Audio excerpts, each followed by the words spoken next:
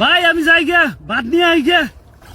তোমার কাছে ধান তলে তোমার ভাতের চিন্তা না, ধান তলে গেলে তুমি ভাত পাবা কোন থেকে? ভাত আনবার যাই, ধান কাট ভাত আনানো বলছে ভাতের নিগে যাই, ভাতই খেতে থাকতাইছে গাতাইছে ভাতের নিগে, ধানের নাই কাটার নাই খবর, ধান গেল তলে সব ভাত আনার ঠেকা। ধান কাট ভাত আনাও না। কে খিদা নাগে নাই? এই সকালে থেকে ধান কাটতাছি। এই খিদার ব্যবস্থাই তো করতেছি, খিদা নাকছে, খিদা তো নাকছে, খিদা মানে খাবা কি? ধান না কাটলি তোমার খিদা খিদা খাবা? ধান কাটো, একদিন দুই দিন না খাইলেও চলবো, কিন্তু এক দুই দিন পর খাওয়া। আজকে একদম ধান কাটাইছে, আজকে আর খিদায় বাঁচতে চাও না। আজকে খিদা নাকছে, বাচ্চা যাও ভাতের নিকে আমার ধান তলে জায়গায় খাইনি, দেখা না ছিল আড়ু চলে পানি, কারণ সেই পানি যে গলা পানি হয়ে যায়, বুক পানি পার হই।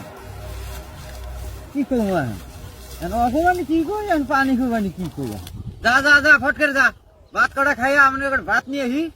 আর দেরি জানি করো না, আর ইয়ে বিড়ি সলাই, আর সলাই তো থাকে না, দড়ির মাথায় আগুন ধরে নিয়ে আইও, মাথায় আগুন নিয়ে আর ইয়ে ওটাই দড়ি বাইন্দে শোনা যারে গেলে জীবন শেষ।